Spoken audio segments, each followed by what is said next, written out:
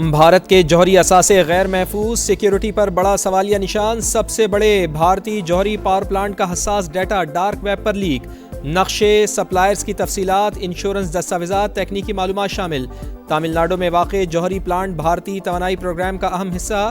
برطانوی خبررساں ایجنسی کے مطابق ڈیٹا ریلائنس انفراسٹرکچر سے منسلک سرور سے حاصل کیا گیا۔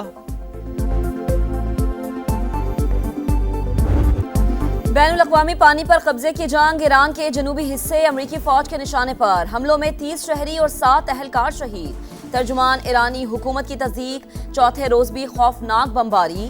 بندرعباس، سیرک، قیشم اور چابہار میں دھماکے۔ کیش میں پانی اور بجلی کی تنصیبات نشانہ۔ بوش شہر نیوکلیئر پاور پلانٹ کے اطراف فضائی دفاعی نظام فعال۔ سینٹ کام کے مطابق ایران کے خلاف حملوں کا ایک اور مرحلہ مکمل کر لیا۔ لڑاکا طیاروں، ڈرونز اور بحری جنگی جہازوں نے ایرانی اہداف کو ٹارگٹ کیا۔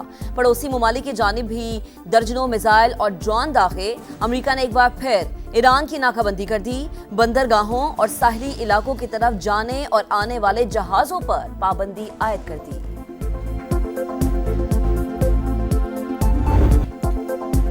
ایران کا آپریشن نصر 2 6 مرحلوں میں جوابی وار۔ اردن کے ازرق ایئر بیس پر حملے۔ سرکاری ٹی وی نے ویڈیو جاری کر دی۔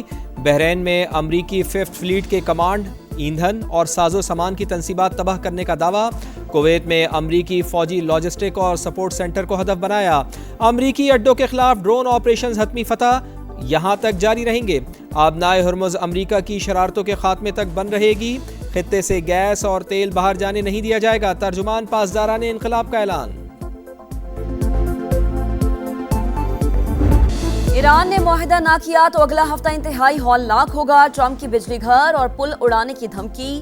ڈیل نہ کی تو بھرپور حملے ہوں گے۔ سلسلہ تب رکے گا جب وہ میز پر بیٹھیں گے۔ امریکی صدر کا فاکس نیوز کو انٹرویو۔ منگل کو ایران کے ساتھ مذاکرات کا اعتراف کرتے ہوئے کہا، اوباما اور میری ڈیل میں زمین آسمان کا فرق ہے۔ تہران کے پاس جنگ لڑنے کی صلاحیت باقی ہے، لیکن یہ بہت زیادہ نہیں۔ مذاکرات کا واحد مؤثر راستہ فوجی دباؤ۔ ہم ایک پہاڑی مقام کی نگرانی کر رہے ہیں۔ ایران نے کوئی قدم اٹھایا تو فوری جواب دیں گے۔ ٹرمپ نے خلیجی ممالک کے لیے آبنائے ہرمز پر 20% فیس کی شرط واپس لے لی۔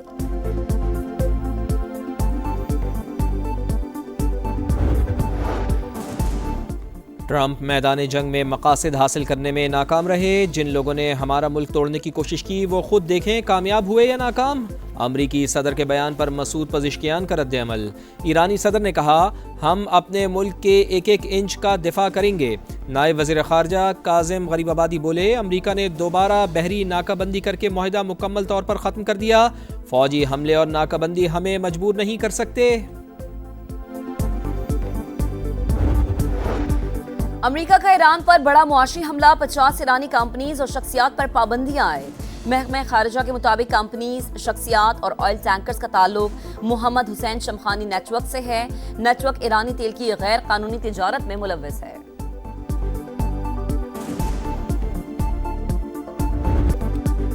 ایران امریکہ کشیدگی کے معیشت پر منفی اثرات۔ خام تیل کی قیمتوں میں مزید اضافہ۔ امریکی خام تیل کی قیمت $79.6 فی بیرل ہو گئی۔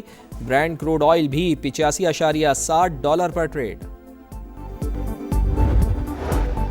قومی سلامتی کے اداروں کے خلاف متنازع بیان۔ ایڈیشنل سیشن جج گجرانوالہ نے مولانا فضل الرحمان کو 28 جولائی کو طلب کر لیا۔ لاہور کی سیشن عدالت میں بھی سربراہ JUI کے خلاف اندراجی مقدمے کی درخواست۔ عدالت نے ڈائریکٹر NCCIE سے جواب طلب کر لیا۔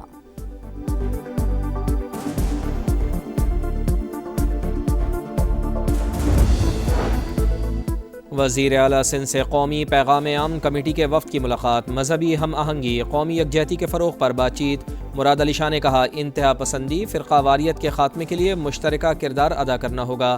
سندھ حکومت بین المذاہب ہم آہنگی کے لیے مکمل تعاون جاری رکھے گی۔ شرجیل انعام میمن بولے، آج ممبر اور مسجد سے اتحاد اور یگانگت کا پیغام جانا چاہیے۔ پاک فوج کی قربانیوں کو سیاست کی نظر نہ کیا جائے۔ سیاستدانوں کو قومی سلامتی کے اداروں پر سیاست کا کوئی حق نہیں۔ فتنہ الہندوستان اور فتنہ الخارج کی پشت پناہی کرنے والوں کا خاتمہ ضروری۔ اپنی فوج کے ساتھ کھڑے ہیں۔ علماء کرام کا 2 ٹوک اعلان۔ علامہ طاہر اشرفی نے کہا کہ پیسوں سے بیٹے نہیں تولے جاتے۔ وطن عزیز کی سلامتی اور استحکام پر کوئی سمجھوتا نہیں ہوگا۔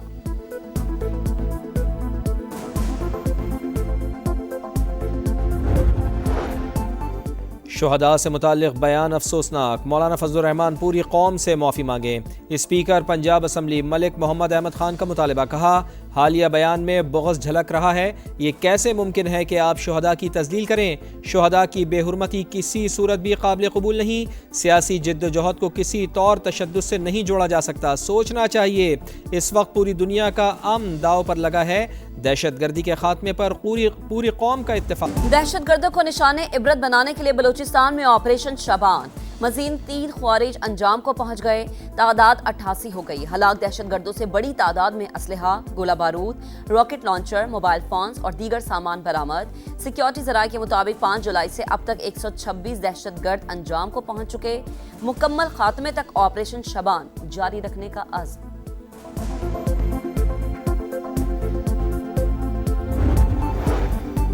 وزیر اعظم سے chairman N D M A lieutenant general Inam Haider ملک کی ملاقات۔ شہباز شریف کی مونسون بارشوں کے دوران صوبوں اور اداروں میں روابط بہتر بنانے کی ہدایت، کہا صوبائی حکومتوں اور ڈیزاسٹر مینجمنٹ اتھارٹیز میں تعاون ناگزیر ہے۔ وزیر اعظم کو ہنگامی صورتحال کی تیاری پر بریفنگ۔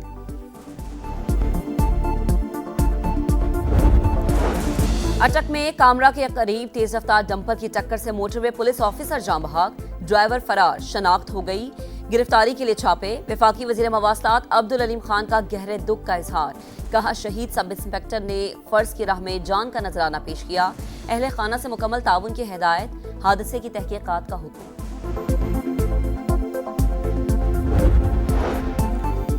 کراچی سے ملک بھر میں اجناس کی سپلائی رک گئی، لاکھوں روپے کے چالان پر دکانداروں کا پارا ہائی، جوڑیا بازار میں ہڑتال، دیگر مارکیٹس بھی جزوی بند، ملک بھر میں جانے والے اجناس کے ٹرک مال لوڈ نہ کر سکے۔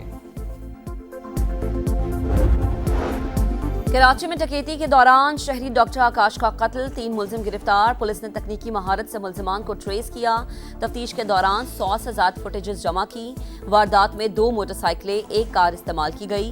D I G south Asad Raza کی پریس کانفرنس، کہا تینوں گرفتار ملزمان پہلے بھی جرائم میں ملوث رہے ہیں۔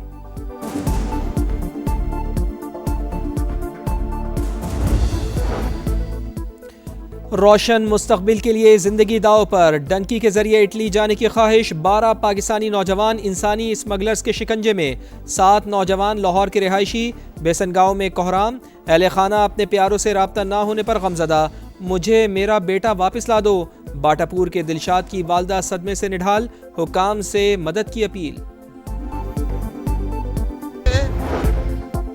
بادل پھر برسنے کو تیار، لاہور، اسلام آباد، راولپنڈی، مری، گلیات، پشاور اور دیگر علاقوں میں بارش کا امکان، کراچی سمیت سندھ کے ساحلی علاقوں میں بادل برسنے کی پیشگوئی، خزدار، یوب، بارکھان، موسیٰ خیل، کوہلو میں چند مقامات پر بارش متوقع۔